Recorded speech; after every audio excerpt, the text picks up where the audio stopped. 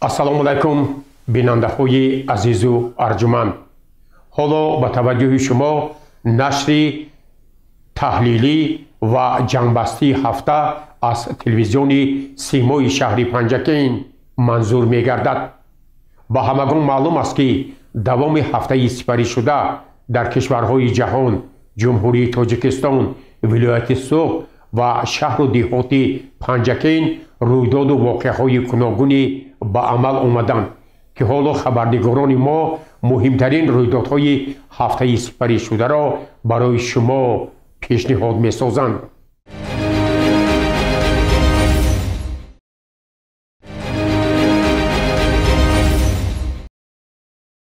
дар толори мақомоти иҷроияи маҳаллии ҳокимияти давлатии шаҳр таҳти роҳбарии раиси шаҳри Панҷакент Абдухолиқ Холиқзода иҷлосияи сеюми маҷлиси вакилони халқи шаҳри Панҷакент даъвати ҳафтум баргузор шуд. дар кори иҷлосия намояндаи мақомоти иҷроияи ҳокимияти давлатии вилояти Суғд, муовини раиси вилояти Суғд Зайнура Азимӣ, роҳбарони сохторҳои мақомоти маҳаллӣ, мақомоти ҳифзи ҳуқуқ, вакилон, фаъолон, раисони ҷамъиятҳои деҳот, маҳаллаҳои шаҳр ва ҳунармандон иштирок доштанд. бо садо додани суруди миллӣ кори иҷлосия оғоз шуда 8 масъалаи муҳим таҳлил ва қарорҳои дахлдор қабул карда шуд. аз рӯи масъалаи якуми рӯзномаи иҷлосия оид ба рафти иҷрои қарори ҳукумати ҷумҳурии Тоҷикистон аз 30 апрели соли 2021 таҳти рақами 167 дар бораи стратегияи миллии фаъолгардонии нақши занон дар ҷумҳурии Тоҷикистон барои солҳои 2021-2030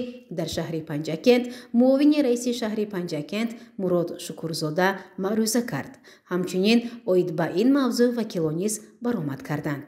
зикр гардид ки дар стратегияи миллии фаъолгардонии нақши занон дар ҷумҳурии Тоҷикистон барои солҳои 2021-2030 самтҳои асосии сиёсати давлатӣ оид ба фаъолгардонии нақши занон муайян шуда, он ба татбиқи принсипи баробарии ҳуқуқу озодиҳои мардону занон ва фароҳам овардани имкониятҳои баробар барои амалисозии он аз ҷониби занон, таъмини намояндагии баробарии мардон ва занон дар соҳаҳои мухталифи фаъолият, пешгирӣ ва аз байн бурдани зӯроварӣ нисбати занон равона шудааст. боиси қайд аст ки духтарону занони шаҳри босонии Панҷакент дар рушди ҳамаи соҳаҳо нақши муҳим гузошта, фаъолияти пурсамар доранд ва барои пешрафти иҷтимоию иқтисодии диёри хеш беш аз пеш саҳм гузоранд.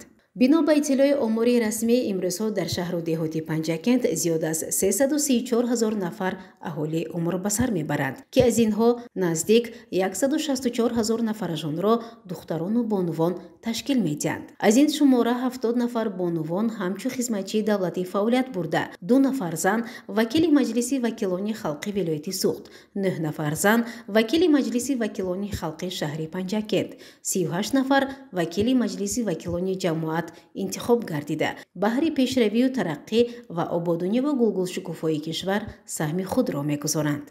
имрӯз бонувони бо фарҳангу бо маданияти шаҳру деҳоти Панҷакент дар соҳаи маориф зиёда аз 4000 нафар, тандурустӣ наздик 3000 нафар, ҳунармандӣ 6000 нафар, фарҳанг 117 нафар, сохтмон ва меъморӣ 3 нафар, алоқа 88 нафар, бонкдорӣ 104 нафар, кишоварзӣ зиёда аз 6000, номзадҳои илм 12000, шоиру нависандагон 21 нафар, бонувони унвондор 7 нафар, гирандагони гранти президентӣ 2 нафар, гранти раиси вилоят 4 нафар ва гирандагони квотаи президентӣ 6 нафар кору фаъолият доранд. инчунин кам нестанд бонувони Панҷакент шаҳр ки дар мақомоти ҳифзи ҳуқуқ, алоқа, сохтмон, саноат, энергетика, соҳибкорӣ ва монанди инҳо поквиҷдонаву содиқона ва сарбаландона фаъолият доранд. ин нишондод гувоҳи он аст ки мақомоти иҷроияи маҳаллии ҳокимияти давлатии шаҳри Панҷакент барои ҷалби бештари духтару бонувон ба ҳунармандӣ, соҳибкорӣ, забономӯзӣ ва монанди инҳо тадбирҳои мушаххас меандешад ва иқдоми мазкурро минбаъд низ идома хоҳад дод. ҳамчунин духтарону бонувони шаҳру деҳоти Панҷакент дар озмуни фестивалҳои гуногун дар сатҳи ҷумҳурӣ, вилоятӣ ва шаҳрӣ ширкат варзида сазовори ҷойҳои ифтихорӣ гаштанд. ҳамзамон дар ҳамкорӣ бо ташкилотҳои ҷамъиятӣ оид ба пешгирии ҷудошавии оилаҳо, бисёрникоҳӣ, зӯроварӣ, савдои одамон, татбиқи Қонуни Ҷумҳурии Тоҷикистон дар бораи танзим ва ҷашну маросим дар Ҷумҳурии Тоҷикистон, дар бораи масъулият дар таълиму тарбияи кӯдак, таҷовуз ба номус, ҷинояткорӣ дар байни ноболиғон, эҳтироми калонсолон, бо таълиму тарбия фаро гирифта шудани ҷавонон, фарҳанги либоспӯшӣ, танзими маъракаҳо, сарфаву сариштакорӣ дар маъракаҳо, никоҳи бармаҳал, никоҳи хешутаборӣ, ба расмият дарории қонунии ақди никоҳ, машварату мулоқотҳо баргузор намуданд. Қайд карда шуд, ки дар оянда бояд сафи занони соҳибкор, гирандагони квотаи президентӣ ва гранти президентӣ ва гранти раиси вилоятро зиёд кунем. Инчунин барои баланд бардоштани маърифати ҳуқуқиву соҳибкории занон тадбирҳо андешида шавад. Барояшон курсҳои кӯтоҳмуддат низ ташкил карда шавад. таъкид шуд, ки наздик 500 нафар занон ба муҳоҷирати меҳнатӣ рафтанд. 300 нафар бонувон ба духтурони вилояти суғд муроҷиат карданд. пешниҳод гардид, ки хуб мешуд табибон дар беморхонаҳои марказии шаҳр дар сатҳу сифати зарурӣ талабот ба меъёр ҷавобгӯро бо муомилаи хуб қабул карда табобат намоянд. вобаста ба пошхӯрии оилаҳо асосан нафари сеюм дахолат мекунад, ки ин хатост. калонсолон маслиҳату насиҳат диҳанд, ҷавононро ба зиндагӣ омода кунанд. солҳои пеш дар корхонаҳу ташкилот ва муассисаҳои таълимӣ шӯрои духтарон ташкил карда шуда буд.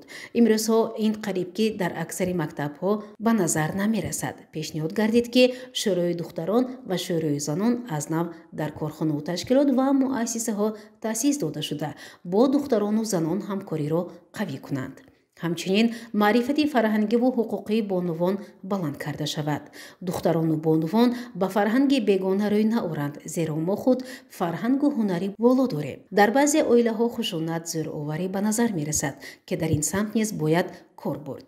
ҳолатҳои фавти модару кӯдак ва никоҳи хешутаборӣ то ба имрӯз ба чашм мерасад, ки ин ташвишовар мебошад, чун оқибатҳои нохуш ба бор меорад. дар байни маҳаллаву деҳот вобаста ба тарзи ҳаёти солим, пешгирии ҳодисаҳои номатлуб, тарбияи ҳарбӣ ва тандурустӣ, бо донишомӯзиву ҳунармандӣ машғул шудани духтарон ва бонувон, ҷалб намудани бештари бонувон ба ҳунармандӣ ва барои гирифтани грантҳо таваҷҷӯҳ зоҳир карда шавад.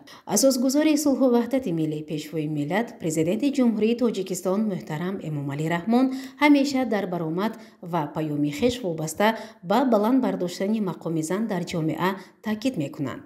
ин нуктаи асосии пешвои муаззами миллат ва вазифагузориҳои раиси вилояти суғд Раҷаб Аҳмадзодаро мақомоти иҷроияи маҳаллии ҳокимияти давлатии шаҳри Панҷакент дар мадди аввал гузошта баҳри баланд бардоштани мавқеи бонувон дар ҷомеа тадбирҳо меандешад.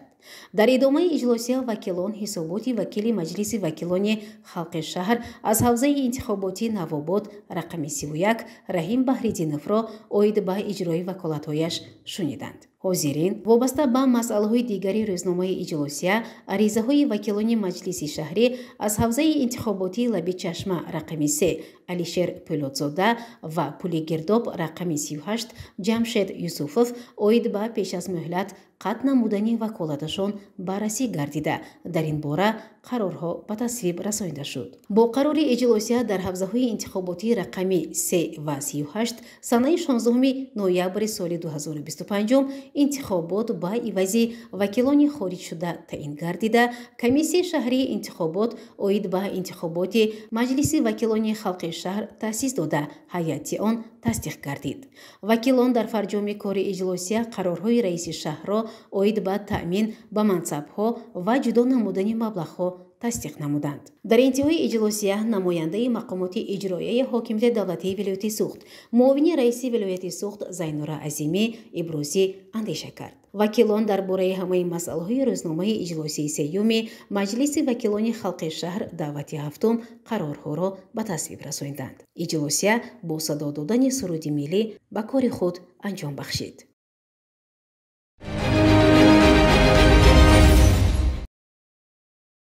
ватан ин муқаддасу азиз аст барои ҳар як инсон. ватан барои мо волидайн, аҳли оила, ёру дӯст, табиати зебову нотакрори кишвари маҳбубамон мебошад. ҳар фарде ки содиқонаву сарбаландона ватани муқаддаси худро аз душманон, ғаразхоҳон эмин нигоҳ медорад, дар ҳақиқат ӯ ватандӯсту меҳанпараст аст. хизмат ба ватан танҳо вазифаи ҷониву муқаддаси сарбозону афсарон, мақомоти ҳифзи ҳуқуқ ва ё хизматчони давлатӣ нест, балки вазифаи ҷонии ҳар як фарзанди содиқ ба ватану миллати хеш аст. ба ҳар як шаҳрванди соҳибхиради ватани маҳбубамон, алалхусус ба ҷавонони баору номус зарур аст ки пайи ободиву хӯрамгардонӣ ва зебогии он ҳифзи марзу буми ватани маҳбубро дар ҷодаи аввал монад. пирони рӯзгор дида иброз медоранд ки ҳар як ҷавони синаш ба хизмати ҳарбӣ расидаро зарур аст ки ба сафи қувваҳои мусаллаҳи ҷумҳурии Тоҷикистон шомил гардида, тавассути хизмати софдилона қарзи фарзандии худро дар назди ватан модар адо намояд.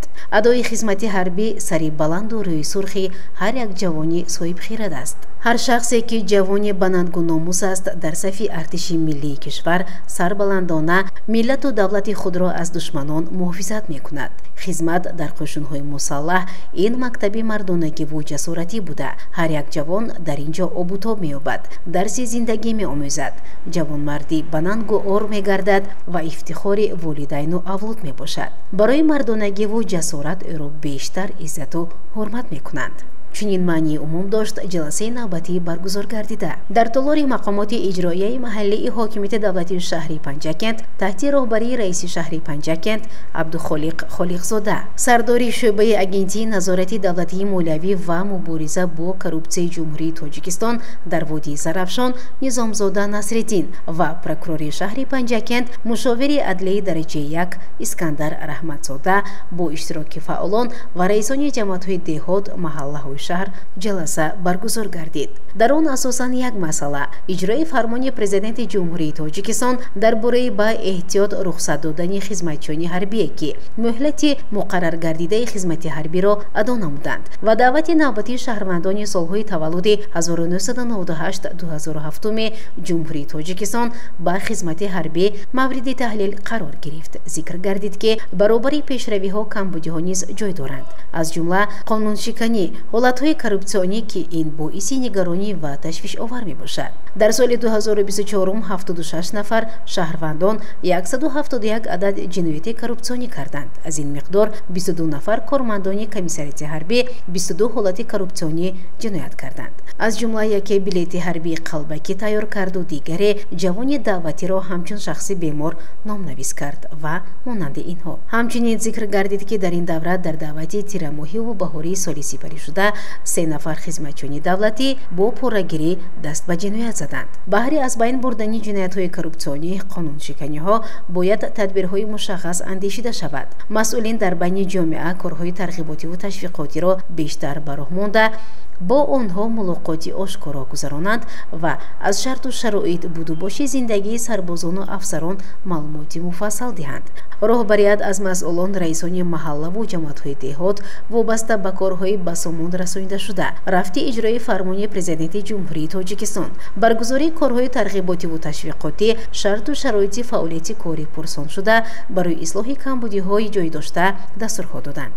қайд гардид ки расидан ба қадри ватан, дӯст доштану дар ҳифзи он ҳамеша омода будани ҳар як шаҳрванди кишвар, алалхусус ҷавонон, вазифаи муқаддас ба ҳисоб меравад. ҳар як падару модар вазифадор аст ки фарзанди худро дар рӯҳии дӯст доштан ва расидан ба қадру манзалати ватан тарбия намояд ва аз фарзандони баору номуси хеш ифтихор намоянд. гузориши муин саъата мулоиба Талабшод Тошев.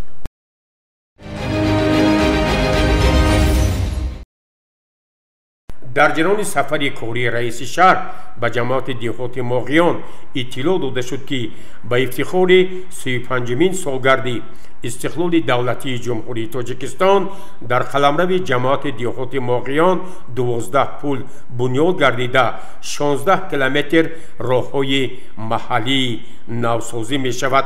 раиси шаҳр дар ҷарони боздид аз ҷамъияти деҳоти Моғиён бо рафти корҳои омодагӣ ба бунёди як корхонаи муқтадири коркарди сурма дар мавзеъҳои чашмаи ният ва эҷам шинос гардед.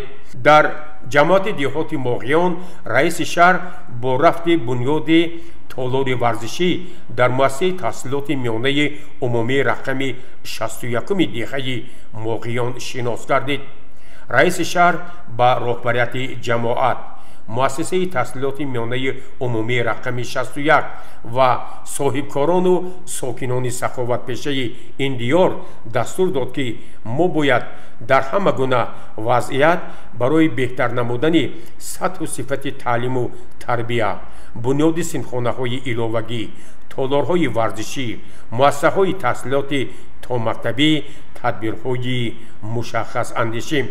дар деҳаи пушти қурғони ҷамоати деҳоти моғиён раиси шаҳр як мағозаи замонавӣ бародаронро мавриди истифода қарор дод ки инҷо асосан барои мардуми ин диёр маводи ҳамарӯза бо нархҳои дастрас пешкаш мешавад. ҳамзамон таъкид карда шуд ки аз тарафи сокини деҳаи пушти қурғон ҳамза аъзамов ба масофаи 400 километр роҳҳои байни деҳа регпӯш карда шуда мардуми деҳаи ғезани поён дар мавзеи адад тасмим гирифтанд ки пас аз пурра регфарш кардани ин мавзеъ ба масофаи 2 километр ин роҳро асфалтпӯш хоҳанд кард. гузориши Аббос Ҳамросода ва Шоҳҳусейн Солиҳов.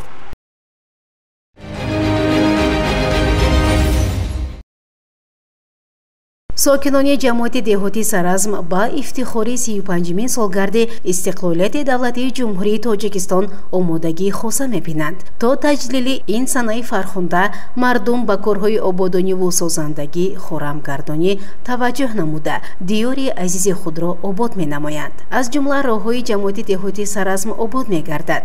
бо иштироки раиси шаҳри Панҷакент Абдухолиқ Холиқзода мумфаршкунии қитъаи роҳи Чиларча Бостондеҳ оғоз ёфт. иттилоъ дода шуд ки дар корҳои ободонӣ дар ин роҳи автомобилгард саҳми сокинону фаъолон, саховатмандону хайрхоҳон хеле назаррас аст. аз ҷумла бошандагони деҳаҳои Чиларча, Томирис, Кӯҳдоман, Осиётепа, Абдусамад, Ҳавзаки боло ва Камари боло.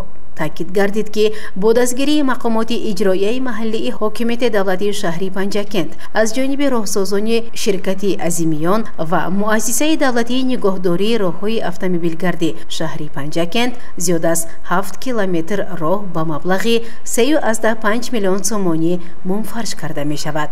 зимни суҳбат раиси шаҳри Панҷакент Абдухолиқ Холиқзода бо сокинон ва хайрхоҳон иқдоми онҳоро намунаи барҷастаи эҳсоси ватандӯстиву хештаншиносии мардум арзёбӣ карда ба сокинон изҳори миннатдорӣ кард ва ба масъулин дастур дод то дар муҳлати кӯтоҳ анҷом додани ин кори ободонӣ тамоми техникои таҷҳизоти зарурӣ ҷалб карда шуда фарши роҳ тибқи қоидаҳои роҳсозӣ тахту ҳамвор ва ба мунфаршкунӣ омода карда шавад. ба масъулин супориш дода шуд то ҷиҳати сифати корҳои сохтмонӣ бояд дар мадди аввал қарор дода шавад.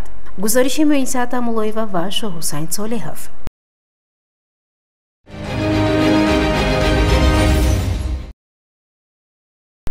дар хиёбони рӯдакии шаҳри Панҷакент боз як бинои хуштарҳи баландошиёнаи истиқоматӣ бо маркази савдою хидматрасонӣ мавриди истифода қарор дода шуд. таври зимни ифтитоҳи бино ба раиси шаҳр Абдухолиқ Холиқзода иттилоъ дода шуд. бино аз 11 қабат иборат буда онро ширкати сохтмонӣ Сабр Сохтмон соҳибкор вакили маҷлиси вакилони халқии шаҳр Нӯмон Шафиев бунёд карда аз 67 ҳуҷраи 2, 3 ва 4хонагӣ иборат буда дар 2 қабати аввали он нуқтаҳои савдо ва хидматрасонӣ ҷойгир шуданд.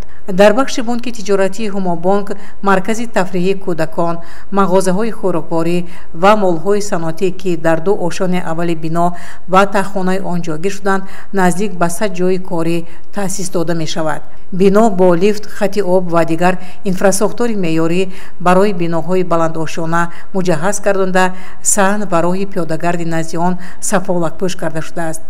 дар маҷмӯи ҳоло дар шаҳр бунёди беш аз 40 бинои истиқоматии баландошона бо марказҳои тиҷорату хидматрасонӣ идома дошта, то ҷашни 35-солагии истиқлоли давлатии ҷумҳурии Тоҷикистон беш аз 20 он ба истифода дода мешавад. раиси шаҳр Абдухолиқ Холиқзода сайёҳи маҷрӯҳро, ки шаҳрванди Федератсияи Россия, сокини шаҳри Екатеринбурги вилояти Свердловск Телестин Антон Вениаминович аст, дар бемористон аёдат ва ҳолпурсӣ намуд. сайёҳи рус ва ҳамсару писараш, ки ба дидорбинии ӯ омаданд, аз таваҷҷӯҳи мақомоти шаҳрдорӣ, ғамхории табибон, муҳайё кардани шароити мусоид барои табобат изҳори миннатдорӣ карданд. табибон ҳоло ҳолати сайёҳи русро қаноатбахш арзёбӣ намуданд.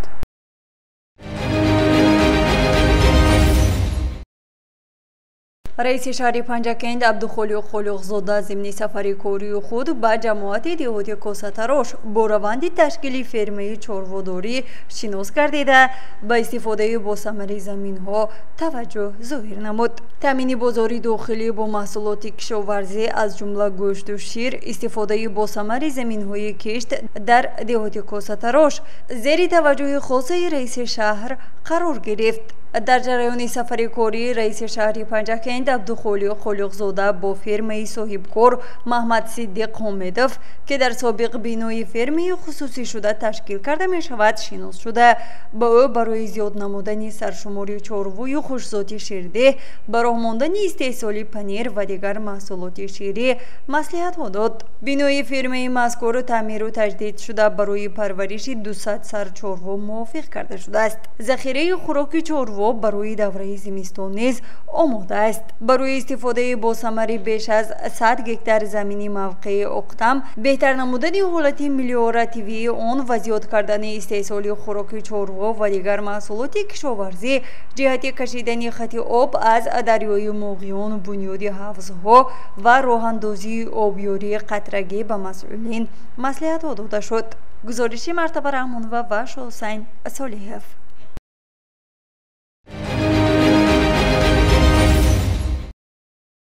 ин навбат дар хиёбони рӯдакии шаҳри Панҷакент маҷмаи тиҷорат ва фароғат ба мизоҷону харидорони худ дари хешро боз намуд.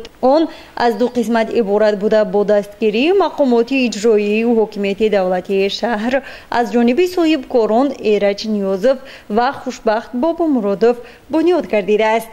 зимни ифтитоҳи маҷмаи мазкур раиси шаҳр Абдухолиқ Холиқзода иштирок намуда, барои чунин як иншооти зебо ба соҳибкорон изҳори сипос намуд. дар он ба харидорон якчанд намуди яхмоз, қаҳва, шириниҳои гуногун ва молҳои саноатӣ аз ҷумла маҳсулоти ширию гӯшти, гулмоҳии зинда, камераҳои назоратӣ, батареяҳои офтобӣ, пойафзолу либоси занона пешкаш карда мешавад. инчунин саҳми маҷмаа сафолпӯш шуда бо фаввора, дарахтони ороишӣ ҳамешасабз, гулҳои гуногун ороиш ёфта, онҷо барои истироҳати мизоҷон мизу курсиҳои зебо гузошта шудааст. дар паҳлӯи ин маҷмаа дар таҳхонаи бинои чорқабатаи истиқоматии соҳибкор ва ҳунарманд Мавзуна Абдураҳмонова толори арӯсӣ ва ороиши занон ташкил намудааст. зимни боздид аз ин кошонаи ҳусн раиси шаҳр масъулинро вазифадор намуд, то ба маҳсулотҳои ороишии занон диққати махсус бидиҳанд, зеро он метавонад боиси косашавии ҳусни ҳар як бону гардад. инчунин раиси шаҳри Панҷакент Абдухолиқ Холиқзода бо сокинон мулоқоти озод ташкил намуда, ба саволҳои онҳо посух дод. гузориши Мартаба Раҳмон ва Шоҳусайн Солиҳов ва Талабшо Тошев.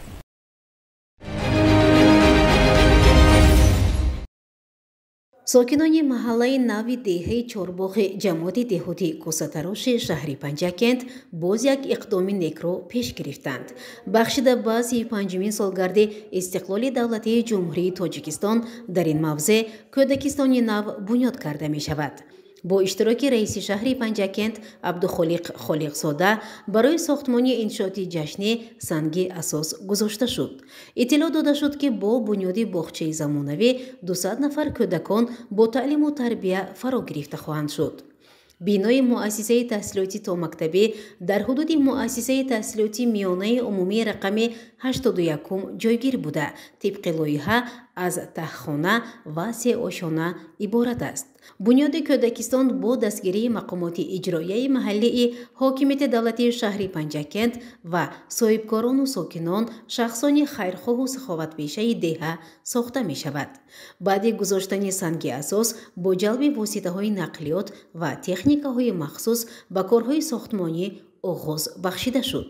иттилоъ дода шуд ки рафти сохтмони боғча зери таваҷҷуҳи хосаи мақомоти иҷроияи маҳаллии ҳокимияти давлатии шаҳр қарор дошта, дар назар аст дар арафаи 35-мин солгарди истиқлоли давлатии ҷумҳурии Тоҷикистон мавриди истифода қарор гирад.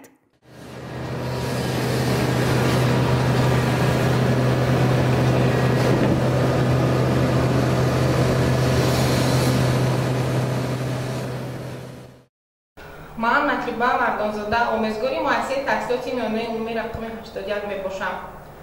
طبق دستور سپارش‌های اساسگذاری صلح و وحدت ملی پیشوای ملت پرزیدنت مملکتمان محترم امامعلی رحمان که در پیام خود ارائه نموده بودند در هر یک دهه باید کودکستانی تا مکتبی ساخته به استفاده داده شود.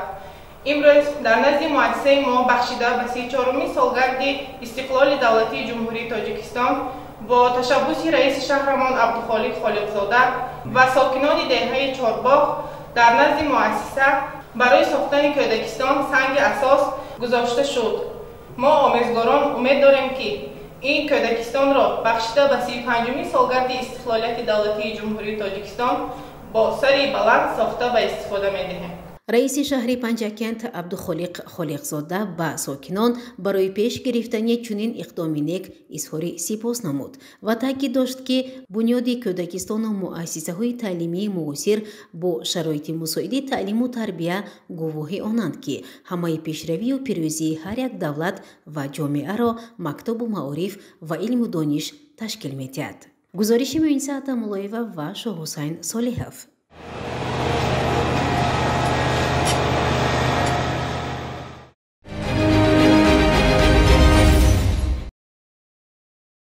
раиси шаҳри Панҷакент Абдухолиқ Холиқзода дар ҷамоати деҳоти Сӯҷина яке аз кишоварзони пешқадами шаҳри Панҷакент сокини деҳаи Сӯҷина Абдурауф Зиёевро аёдат кард. зимни суҳбат роҳбарияти мақомоти маҳаллӣ аз таҷрибаи бой ва бунёди боғу тогзори боғбон Зиёев ибрози андеша кард. бояд гуфт ки Абдурауф Зиёев солҳои зиёд дар корхонаву муассиса ва ташкилотҳои гуногун вазифаи муҳосибро ба уҳда дошт. баробари ин ба кишоварзӣ низ майлу рағбати зиёд дошт. аз даврони ҷавонӣ ба боғдориву токпарварӣ шуғл варзида, дар замини назди ҳавлигиаш дарахтони мевадиҳандаву сояафкан шинонида навъҳои гуногуни ангурро низ парвариш мекунад ки имрӯз ба манзил ва гирду атрофи ҳавлиаш зеби дигар мебахшад. аҳли оила, пайвандон ва сокинон аз меваҳои тару тозаи деҳқон истеъмол карда барояш сипосгузорӣ мекунанд. имрӯзҳо боғбони асил Абдурауф Зиёев ҳамроҳи ду фарзандаш дар мавзеи мушхона ки имрӯз номи Навбаҳоро дорад ду хоҷагии деҳқонӣ, себзор ва бозори Зиёро ташкил намуда ба бунёди боғу ток машғуланд. собиқадори меҳнат, кишоварз суханони пешвои муаззами миллатро сармашқи кори худ қарор дода аз ҳар қитъа замин самаранок истифода мебарад. соли равон низ ҳосили фаровонро ба даст овард. мегӯяд меҳнат кунӣ роҳаташро низ мебинӣ. ин аст ки соли ҷорӣ аз як замин картошкаи барвақтӣ, сабзавот ва зироати хӯроки чорво низ рӯёнид. мегӯяд бо маслиҳат ва даъвати токпарварони шаҳри Турсунзода дар 20% замин токгузори хавозавӣ бунёд карда, ҳамчунин дар 8.5 гектар замини лалмӣ об бароварда боғ бунёд кардааст. дар тогзори хавозавӣ Абдурауф Зиёев 12 навъи ангур аз ҷумла тоифӣ, чандин навъи ҳусайнӣ ва кишмиҷ, ҷавз ва ғайра низ ва монанди инҳо парвариш карда мешавад ва соли ҷорӣ аллакай беш аз 10 тонна ҳосили онро ба бозор баровардааст. 20 тонна ҳосили себи хушсифати боғи навбунёди ӯ аллакай аз ҷониби харидорон харидорӣ карда шудааст. ҳангоми ворид шудан ба манзили истиқомати боғбон чашмикас нахуст ба тогзори зебои боғбон меафтад ки ҳар як токи он аз навъҳои гуногуни ангури зебову бомазза иборат аст. ба гуфти Зиёев, дар замини назди ҳавлигиаш ба ғайр аз тогзор инчунин анвои гуногуни себ, нок, анҷиру шафтолуро низ парвариш мекунад ва ҳар рӯз дар хони ӯ бо меваҳои тару тозаи табиӣ болаззат гусурда мешавад.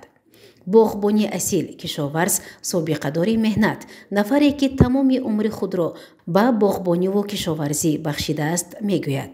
дар шаҳру деҳоти Панҷакент чунин боғу тогзорро парвариш кардан мумкин аст. дарахтони мевадиҳанда низ аз зумраи онҳост. танҳо хоҳиш ва умеду нияти пок лозим асту халос. агар лозим шавад, худам ҳам маслиҳат медиҳаму меомӯзонам, мегӯяд Абдурауф Зиёев. барои меҳнатҳои шоён ва боғу токпарварӣ раиси шаҳри Панҷакент Абдухолиқ Холиқзода ба Абдурауф Зиёев изҳори сипос карда барояш дарозумриву саломатиро хост. гузориши Муинса Атамуллоева ва Шоҳусайн Солеҳов.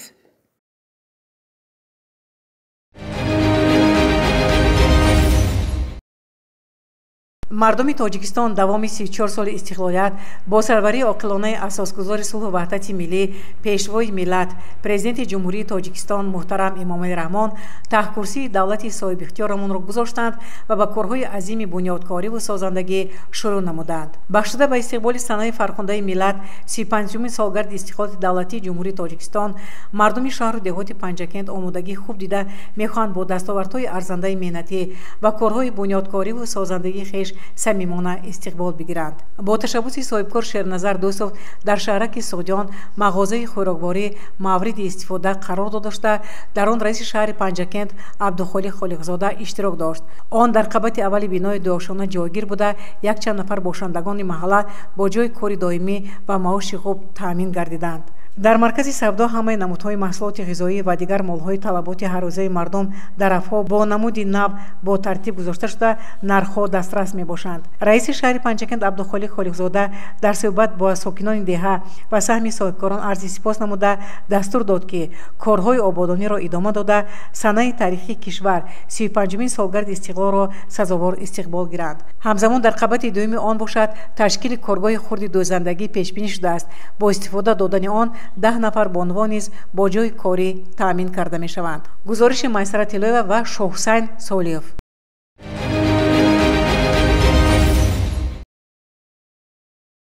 дар партари дастуру супоришҳои пешвои миллат муҳтарам Эмомалӣ Раҳмон тақвият бахшидан ба корҳои ободонӣ ва бунёдкориву созандагӣ мардуми шаҳру деҳоти Панҷакент бо шукргузорӣ аз истиқлолу ваҳдати миллӣ ба корҳои ободонӣ камар бастанд. боиси хушнудист ки сокинони маҳаллаи нави деҳаи Чорбоғ бо оби нӯшокӣ таъмин гардиданд. зимни боздид ба раиси шаҳри Панҷакент Абдухолиқ Холиқзода иттилоъ дода шуд ки аз ҳавзи болопӯшида ва хати оби нӯшокӣ барои таъмини мардуми маҳалла аз тариқи пойгоҳи обкашӣ аз Чашма ба масофаи 2 километр ба ин ҳавз ки ғунҷоишаш 500 метри мукааб аст интиқол дода пас аз он аз тариқи хуҷҷорӣ ба хати оби нӯшокӣ то ба деҳа меравад. ин иқдоми сокинон шоиста арзёбӣ шуда ҷиҳати деворбандии ҳудуди ҳавз ва сабзкорӣ намудани атрофи он маслиҳат дода шуд. гузориши Майсара Тилоева ва Шоҳусайн Солиев.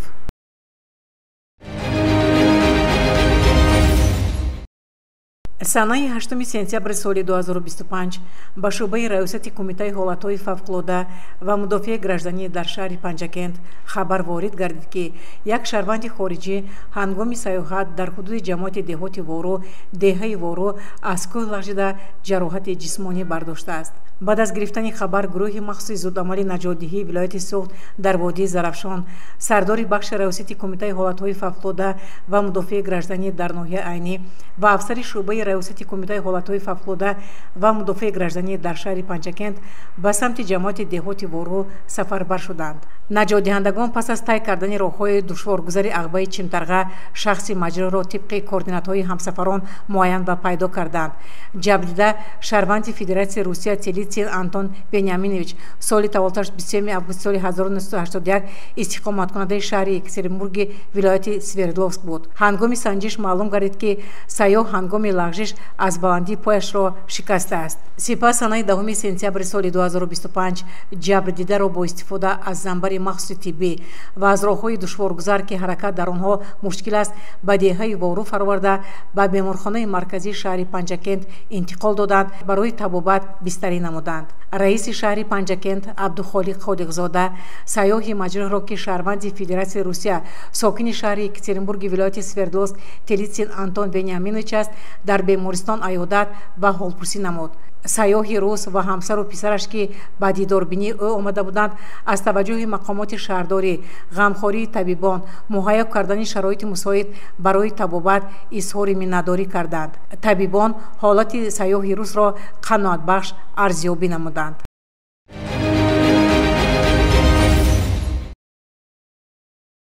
дар деҳаи майкатаи ҷамоати деҳотии Амондара бо иштироки намояндагони ҳукумати ҷумҳурии Тоҷикистон ва мақомоти иҷроияи ҳокимияти давлатии вилояти Суғду шаҳри Панҷакент, инчунин сокинон, занони ҳунарманду фаъолон мулоқоти судманд доир гардид. намояндаи кумитаи кор бо занон ва оилаи назди ҳукумати ҷумҳурии Тоҷикистон Дилбар Муродова, муовини сардори раёсати кор бо занон ва оилаи вилояти Суғд Боқигул Исломзода ҷиҳати ба ҳаёти мустақилона тайёр намудани ҷавондухтарон ва ба ин васила пешгирӣ намудани пошхӯрии оилаҳо вобаста ба баланд бардоштани мақоми зан дар ҷомеа, ҷалби онҳо ба корҳои идоракуниву роҳбарикунанда бо ҳунармандӣ машғул шудани бонувон сухан гуфтанд. қайд карда шуд ки маърифати оиладорӣ ва пешгирии ҷудошавии оилаҳо яке аз масъалаҳои муҳим аст дар сиёсати иҷтимоии ҳукумати ҷумҳурии Тоҷикистон. яке аз сабабҳои асосии низоъ дар оилаҳои ҷавон омода набудани онҳо ба ҳаёти мустақилона мебошад. гурӯҳе аз падару модарон фарзандони худро ба зиндагии мустақилона дуруст омода намесозанд, онҳоро соҳиби касбу ҳунар намекунанд ва дар тафаккурашон сабру таҳаммулро ҷой намедиҳанд. ин нукта нишон медиҳад ки барои баландбардоштани маърифати оиладорӣ на танҳо худи ҷавонон, балки падару модарон ва ҷомеа низ бояд масъулияти бештаре эҳсос кунанд. таъкид намуданд баромадкунандагон. пешвои муаззами миллат ба аҳамияти таҳсил ва касбомӯзии духтарон таваҷҷӯҳи хос зоҳир менамоянд. қайд карда шуд ки ҳар як духтар бояд баробари писарон таҳсил намоянд, дониш ва касбу ҳунар омӯзанд ва соҳиби хушбахтии ояндаи хиш гарданд. ин дастур ба он нигаронида шудааст ки занони соҳибмаърифат ва мустақили иқтисодӣ метавонанд дар таҳкими оила нақши муҳим бозанд. муовини раиси шаҳри Панҷакент Мурод Шукурзода оид ба рушди маънавию фарҳанг дар оила, тарбияи дурусти насли нав, ҳидоят намудани фарзандон аз ҷониби модарон ба ватандӯстӣ, хиштаншиносӣ, соҳиби илму дониш гашта мутахассиси беҳтарин шудани ҷавонон, дар ободиву рушд ва тараққиёт саҳм гузоштани шаҳрвандон ибрози андеша намуд. инчунин мудири шӯъбаи кор бо занон ва оилаи шаҳри Панҷакент Ҳамзира Замонӣ вобаста ба масъалаҳои мубрами рӯз аз ҷумла пешгирии падидаҳои номатлуб, зӯроварӣ дар оила, ҷудошавии оилаҳо, рӯйна овардан ба фарҳанги бегона, ҳамзамон баланд бардоштани маърифати оиладории бонувон, бо ҳунару ҳунармандӣ машғул шудани бонувони хонанишин, рушди ёфтани ҳунарҳои қадима, фаъолона ширкат варзидан дар чорабиниҳои гуногуни иҷтимоӣ ҳарф зад. таъкид шуд ки ҳукумати ҷумҳурии Тоҷикистон баҳри дастгирии бонувону ҳунармандон гранту лоиҳа ва барномаҳои гуногунро амалӣ менамояд, то ки занон дар зиндагӣ бо ҳунаре машғул шуда дар ободии рӯзгори оилашон ҳиссаи худро гузоранд. зеро таъмини зиндагии орому осудаи оила ва бунёди оилаи солим ин яке аз ҳадафҳои асосии давлату ҳукумати кишвар мебошад.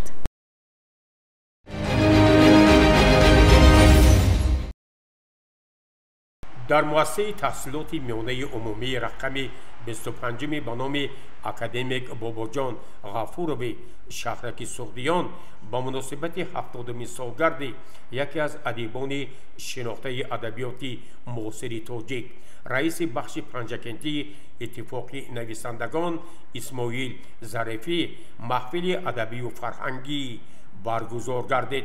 дар оғози ин маҳфил таъкид шуд ки воқеан ҳам аз тарафи Исмоил Зарифӣ даҳҳо китобҳо ба нашр расида имрӯз ӯ тавонист дар байни хонандагони кишвар мавқеи хосаи хешро муайян ва маҳбуби онҳо гардад.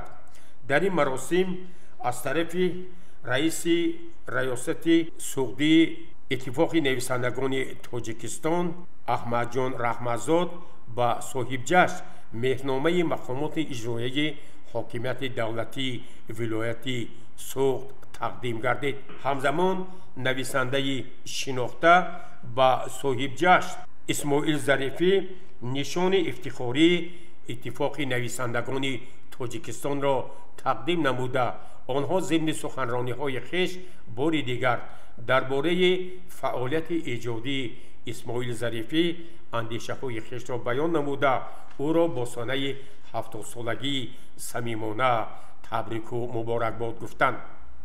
яке аз нависандаҳои шинохта ҳаҷнигор додохони игамзод дар ин маҳфил ширкат варзид ва бори дигар изҳор дошт ки воқеан ӯ аз навиштаҳои исмоили зарифӣ бархурдор аст ва ҳамеша таманно дорад ки бигзор китобҳои ӯро ҳамаи мардуми тоҷикистон ва хонандагон қироат кунанд, зеро онҳо инъикоскари ҳаёти муосири мо мебошад. дар ин маҳфил раиси ҷамоати диҳоти косатарош олимҷон маҳмудов дар бораи мақоми иҷодии соҳибҷашн исмоил зарифӣ сухан гуфта, ӯро ба ин муносибат табрику шодбош намуд. аз тарафи шӯъбаи маорифи шаҳри панҷакент бо иштироки мушовирони шӯъбаи маориф барно ашурова ва бобоев ба соҳибҷашн тӯҳфаҳо супорида шуд.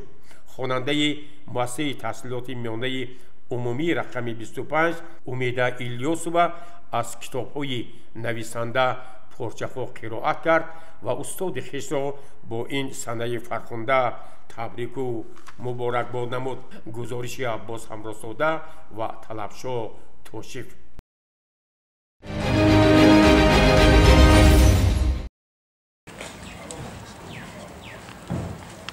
طبق نقشه چاره‌بینی مرکز تشکل طرز حیات سالم در همکاری مرکز نظارتی دولتی سنتری و اپیدمیولوژی، مرکز ویروس نورسایی مسئولیت آدم و مرکز حمایت اهالی از بیماری سل در بین اهالی عهده پیشگیری تشخیص و تبابت بیماری‌های سل، ویروس نورسایی مسئولیت آدم، سوختنی، باتولیزم، بروسلیوز، سرخچه، گلافشان، فربهی، دیابت قند، فشار بلندی و شخصانی که از ایمونیزاسیون بازماندند کارهای فهماندهی گذرانیده شد با مقصد پیشگیری از بیماری‌های در بالازیک شده، بلند برداشتن معرفت طبی شهروندان، صاحبکاران، متخصصان ساحه‌های گوناگون از طرف کارمندان مرکز تشکل طرز حیات سالم، متخصصان مرکز نظارتی دولتی سنتری و اپیدمیولوژی شهر پنجکент منتظم در طربخانه‌ها، چایخانه‌ها، بازار و فروشگاه‌ها، مرکزهای خدمت‌رسانی، دهه‌ها، محله‌های شهر صحبت و ملاقات‌ها دایر می‌گردد. در جریان این ملاقات و صحبت‌ها جهت بیشتر آگاه شدن شهروندان با بیماری‌های سریعی و غیر سریعی از طرف ماموریت مرکز تشکل طرز حیات سالم و رقه‌های معرفت دسترس کرده شده است. در اساس نقشه مرکز ملاقات و صحبت‌ها کارهای ترغیباتی و تشویقاتی در سمت باز هم بهتر نمودن طرز حیات سالم در جماعت‌ها، دهات‌ها، محله‌های شهر، کارخانه و مؤسسه‌ها با مرام ادامه دارد. گزارش دلشاده حلیمова. با مقصد جلب بیشتر کودکان و نورسان به آموزش علم و هنر و دانش‌های معاصر، سنه 15 سپتامبر سال جاری در مؤسسه تحصیلات علاوگی شهر پنجکент روزی درهای گشاد با صدا دادن سرود ملی جمهوری تاجیکستان برگزار گردید. در این روزی فرح بخش شماره زیادی کودکان و نورسان صاحب استعداد و ذوقمند از حساب خوانندگان مؤسسه‌های تعلیمی حدود شهر تشریف آوردند. بعد از افتتاح چاره‌بینی، دیرکتور مؤسسه تحصیلات علاوگی نوروف شاکر با سخن تبریکاتی برآمده تشریف تمام اشتراکداران چاره‌بینی را به مؤسسه خیرمقدم گفت. همزمان نماینده شعبه معارف شهر یحیی ولاله به سخن تبریکاتی برآمده در آخر با تمنیات نیک جلب بیشتر خوانندگان به مشغولیت‌های علاوگی را مخصوصاً تاکید نمود. سپس بخش رسمی چاره‌بینی را جانشین دیرکتور بیگوف نرزالله جمع‌بست نموده با یک چند اعضایان محفل که در آزمون‌های ولایتی و جمهوریوی جای‌های نمایان گرفتند با دیپلم و افتخارنامه و چند آموزگاران مؤسسه را نیز با افتخارنامه قدردانی نمودند.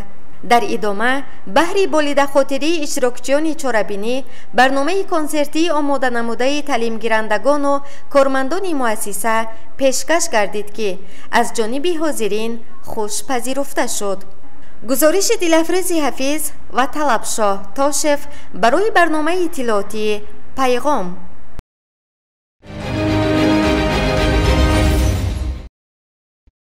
واقعاً هفته‌ای که سپری گردید در خاطرات ما با رویداد واقعه‌های گوناگونش ثبت خواهد شد. اینک هفته نو آغاز می‌یابد. ما به همه شما بینندگان عزیز و ارجمند در هفته نو پیش از همه تن صحت، خانه آباد، بخت و سعادت و موفقیت‌ها در همه جاده‌های زندگی آرزو می‌کنیم و من امید میکنم که مردم پنجکنت باستان در راه تطبیق سیاست سازنده اساسگذار صلح و وحدت ملی پیشوای ملت پرزیدنت جمهوری تاجیکستان محترم امام علی رحمان سهم ارزنده خویش را میگذارند و ما همگان جشن فرخنده 35مین سالگرد استقلال دولتی جمهوری تاجیکستان را سزاوار استقبال میگیریم. سلامت و سربلند باشید.